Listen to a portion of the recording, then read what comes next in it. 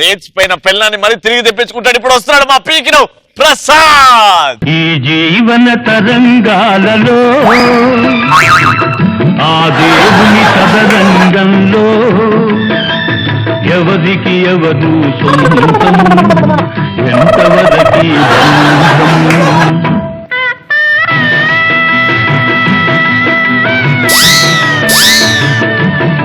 కడుపు చింతొకరు సాటికి నిన్ను మోసేదొకరు తలకు కొరివి పెట్టేదొకరు ఆపై నీతో వచ్చేదెవరు ఆపై నీతో వచ్చేదెవరు. ఏంద్రా నీ యాక్టింగ్? అయినా నువ్వు నాకు అర్థం కాదు, ఎందుకు చేతికి కట్టింది పీకేశావు? ఎవరు నువ్వు ఇప్పుడు?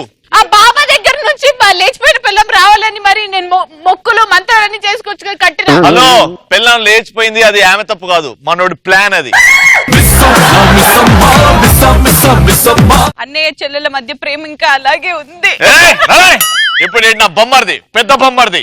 ఒకటే ఒక మాట చెప్తాను, ఆ 100 ఎపిసోడ్లకి నువ్వు నాకు అన్నయ్య, ఈ 100 ఎపిసోడ్లకి మాత్రమే నువ్వు ఆయనకి బావి. నెక్స్ట్ 100 ఎపిసోడ్ నువ్వు పని మనిషివి. నువ్వు నా వాడివిరా.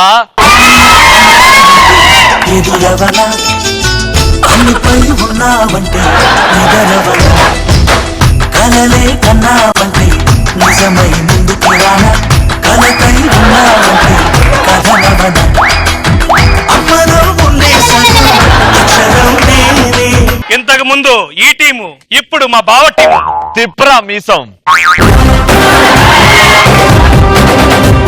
శ్రీముఖి గారి టీం నుంచి బయటకు వస్తాను కదా నేను, ఆ బాధ తట్టుకోలేక శ్రీముఖి గారు ఒక జాబ్ చేయడానికి వెళ్ళదు.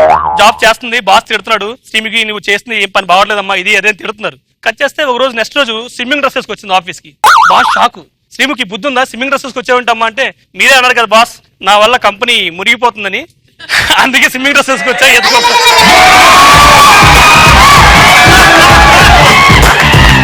చూసా చెల్లమ్మా, చెల్లమ్మ పేరు వాడుకున్నావు కాబట్టి అయ్యింది. నవ్వు వచ్చిందా లేదా అనేది ముఖ్యం శ్రీముఖి. ఇప్పుడు నెక్స్ట్ ఏమైతుందో చూద్దాం లవి. ఈ జోక్ ఇంత ముందు జోక్ కంటే డబుల్ పేలాలి. చెప్పరా బావ, నన్ను నమ్ము, నన్ను నమ్ము, ఉన్నదమ్ము.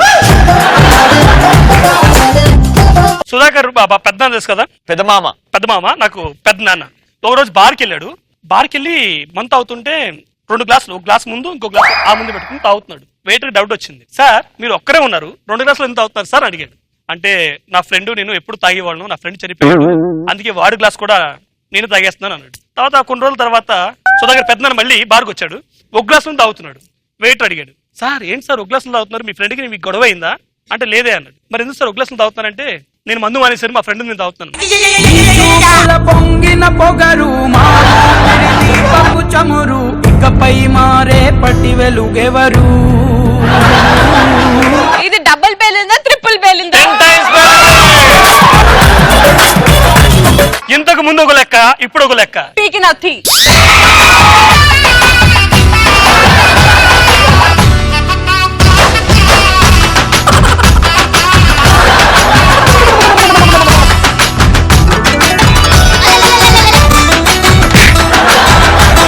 జోక్ చెప్పరా అంటే ఏ దేకుడేనా, దేకుడిడా దేకుడిడా జోక్ చెప్పినావు బావా, మా చెల్లె బెటర్ కదా బావా. పోయేద్దాం దానికి. ఏమో జోక్ చెప్పరా అంటే దేకుడు ప్రోగ్రామ్ పెట్టినా. చూసావా, నీ మీద ఎప్పుడైనా చెయ్యి ఎత్తాను అన్నయ్య నేను? కాలే కదమ్మా ఎప్పుడు ఎత్తింది. నెక్స్ట్ జోక్, ఇది డబుల్ ట్రిపుల్ లేకపోతే 4 బులా 5 బుల్ 6 బులా? 6 బుల్. బేసిక్ గా బావా శ్రీముఖి గారు ఇద్దరు ఒక పోటీ వేసుకున్నారు అనమాట, సముద్రంలో ఎక్కువ ఎవరు ఫాస్ట్ ఈదగలరు అని చెప్పి.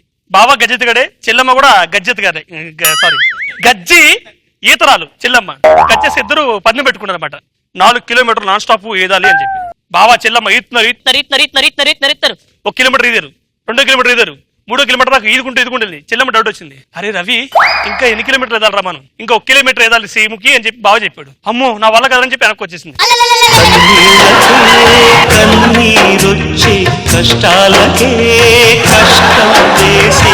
రవి గారు నా బాధ ఎలా ఉండేదో అర్థమైందా?